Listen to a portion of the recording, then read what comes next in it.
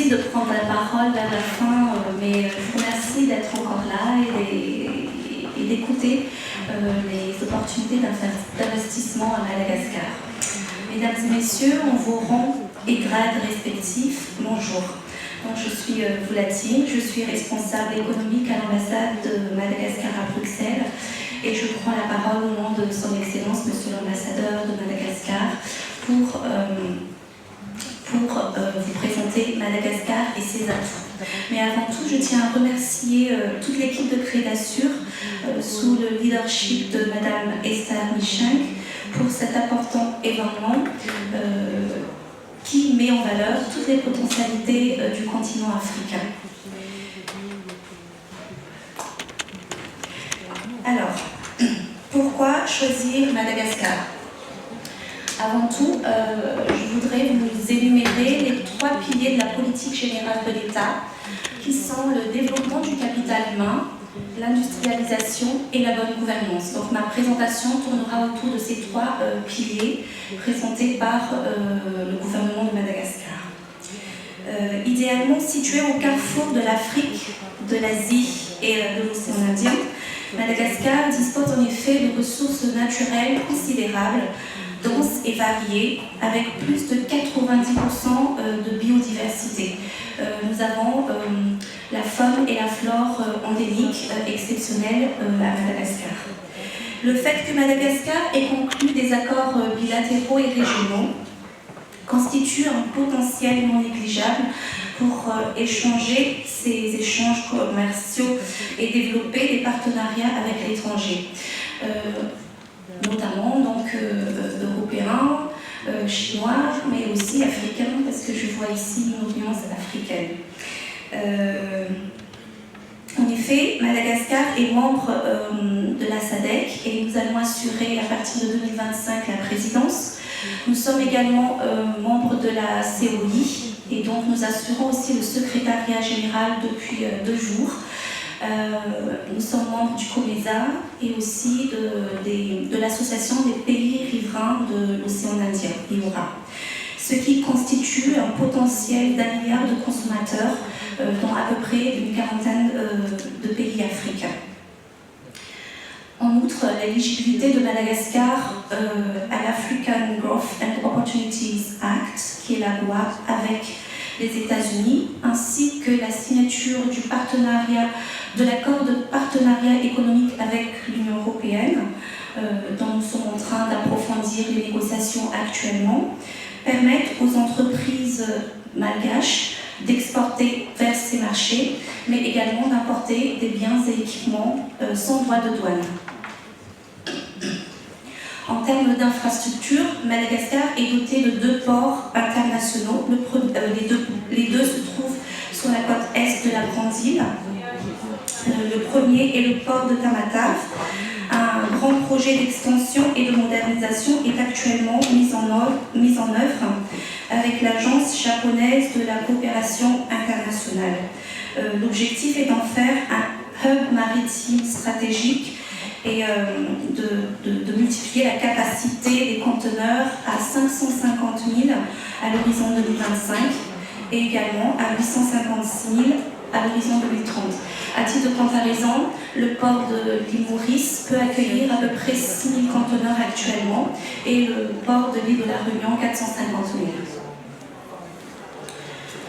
000. Le deuxième port se situe toujours sur la côte est un peu plus au sud de Madagascar, où siège une grande compagnie internationale minière d'exportation d'ilménite.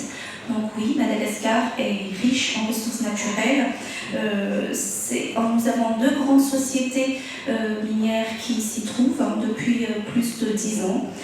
Et donc ce grand port peut accéder directement au marché nord-américain.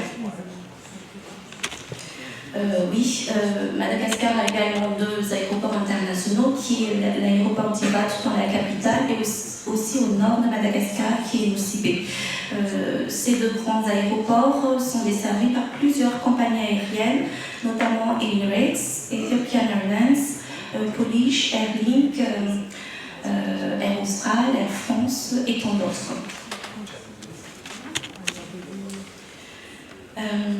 Également, toujours en termes d'infrastructure, Madagascar peut bénéficier des importants câbles sous-marins internationaux qui lui permet en fait de développer des secteurs du TIC, également les call centers ou éventuellement les BPO. Notamment, on peut citer le câble réseau Tout Africa qui est l'un des plus vastes projets sous-marins au monde et qui vise à interconnecter l'Afrique, l'Europe et l'Asie. Madagascar a une population d'à peu près 29 millions, essentiellement jeunes, et donc il y a un réel potentiel pour développer en fait tout ce qui est main-d'œuvre compétitive, de qualité et également disponible. Les savoir-faire de ces jeunes, ainsi que leur facilité d'apprentissage et également leur talent et leur créativité sont autant d'atouts que tout investisseur, que ce soit international ou national, recherche pour développer leur entreprise. Mais alors, quels sont les secteurs propices à Madagascar ? Je pense que c'est un peu pareil pour tous les pays africains. Quand j'ai écouté toutes les présentations des différents pays depuis ce matin, l'agribusiness, Madagascar, avec ses sols variés, ses climats diversifiés, comme le Myanmar, est riche en terre. Et donc, c'est la destination idéale pour les projets agricoles, notamment les produits bio que nous souhaiterons vraiment mettre en valeur. Vous avez pu constater hier, nous avons eu un stand Nature Madagascar qui a vendu des produits bio. Voilà, c'est un exemple de produits de niche que nous souhaiterons mettre en valeur et faire de Madagascar sa notoriété. Je ne sais pas si vous le savez, mais Madagascar est aussi le premier producteur de caviar en Afrique. C'est tout, voilà. Bien entendu, les cacao fins, le litchi, les crevettes label rouge, la vanille de Madagascar, la fameuse vanille de Madagascar, les épices et les huiles essentielles figurent parmi les produits d'exportation qui font la renommée de notre grande île sur le marché mondial, bien évidemment. Si l'on constate toutefois que les produits exportés se limitent aux matières premières, différents plans ont été mis en place pour accélérer le développement des produits bio. C'est la loi sur l'agriculture biologique. L'objectif est de mettre en place, de favoriser la souveraineté et la sécurité alimentaire, la transformation locale sur place des produits, des fruits et légumes, afin de pouvoir consommer localement ou pourquoi pas exporter vers les autres marchés. C'est important pour nous de mettre en valeur les chaînes de valeur, les chaînes de valeur agricoles, afin de pouvoir faire tourner l'économie d'une communauté ou d'une région. Et le gouvernement a également accéléré une politique qui s'appelle ODOF, One District, One Factory. Cette politique consiste en installant des pépinières industrielles dans différentes régions de Madagascar afin de pouvoir transformer les fruits et légumes.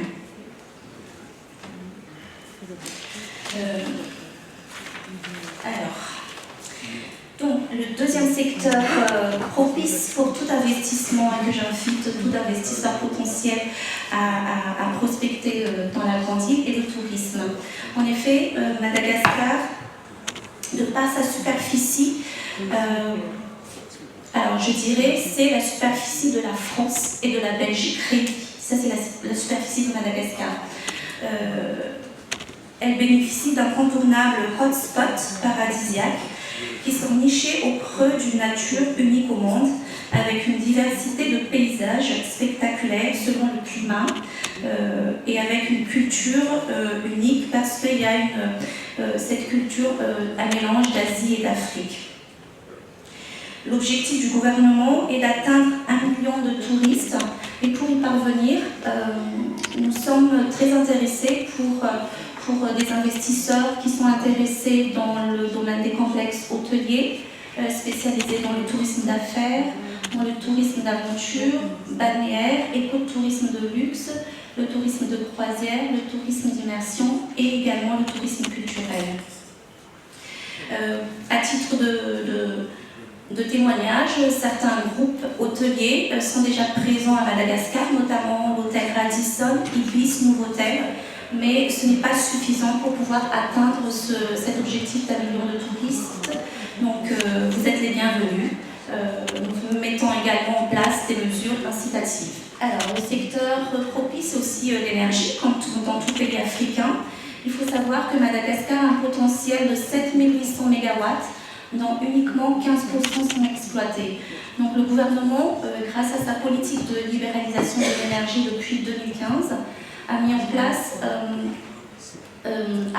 cette libéralisation a permis en fait de développer les énergies renouvelables, que ce soit solaire, éolien ou hydroélectrique. Le but, c'est d'électrifier à peu près 70% de la population d'ici 2030 de manière durable. On trouve déjà pas mal d'entreprises européennes qui sont présentes surtout en milieu rural pour leurs projets d'installation. C'est même plus des projets, c'est déjà, c'est déjà effectif et qui alimente en électricité les petites communautés qui en mini-réseau. Mais également, le gouvernement travaille sur des gros projets de plus de 500 millions de dollars, notamment le projet Hydro à Volubé, pour mettre en place à peu près 120 MW d'énergie hydroélectrique. Également, à côté du port de Fort-Dauphin, le deuxième grand port de Madagascar, un parc éolien d'à peu près 30 MW. Tout ça dans le cadre d'un partenariat PPP ou BOT. D'autres secteurs aussi sont propices. Alors nous avons le TIC, comme j'ai énuméré un peu plus haut. Notre haut débit d'Internet, grâce au réseau performant, permet de développer tout ce qui est call center. Donc, quand vous appelez par exemple le groupe Orange, ici en France, vous tomberez sur des jeunes malgaches qui sont très à l'aise en anglais et en français pour vous répondre et vous servir. Il faut dire aussi que le secteur du TIC a été libéralisé totalement depuis 2023. Donc d'autres fournisseurs internationaux sont intéressés pour s'installer à Madagascar. Au niveau des mines, comme dans tout pays africain, nous avons Madagascar est reconnu pour la richesse de son sous-sol et qui a permis le développement des petites mines, c'est-à-dire artisanales, mais aussi des grandes mines. En effet, le gouvernement a mis en place de nouveaux codes d'extraction minière qui clarifient, entre autres, les règles d'attribution des permis et les obligations des sociétés minières en matière environnementale et sociale. Donc c'est comme pour les autres pays qui se sont présentés, on ne vend pas, mais c'est des concessions que nous accordons aux entreprises internationales. Également, Madagascar a mis en place la loi sur les grands investissements miniers, qui consiste à, c'est-à-dire qu'excédant un certain montant d'investissement, excédant à peu près 10 à 15 millions de dollars d'investissement, ces grandes entreprises peuvent bénéficier d'exonération de la TVA, du transfert des opérations courantes sur simple déclaration, de franchise de droits de douane, pour tout matériel d'importation, de biens d'équipement, pour l'exploitation de leurs mines. Et enfin, au niveau de l'industrie, Madagascar est le premier en Afrique dans la création d'industrie d'habillement, grâce justement aux accords de partenariat qu'il a signés avec les États-Unis et l'Union européenne. Et donc, ce qui a permis la multiplication des zones franches dans la grande île, et grâce aussi à la jeunesse, à la population malgache majoritairement jeune. Voilà. Enfin, afin d'attirer les potentiels partenaires publics et privés internationaux à Madagascar, le gouvernement a instauré, grâce aux réformes, un climat des affaires sécurisé, équitable, respectueux des objectifs de développement durable et propice aux investissements.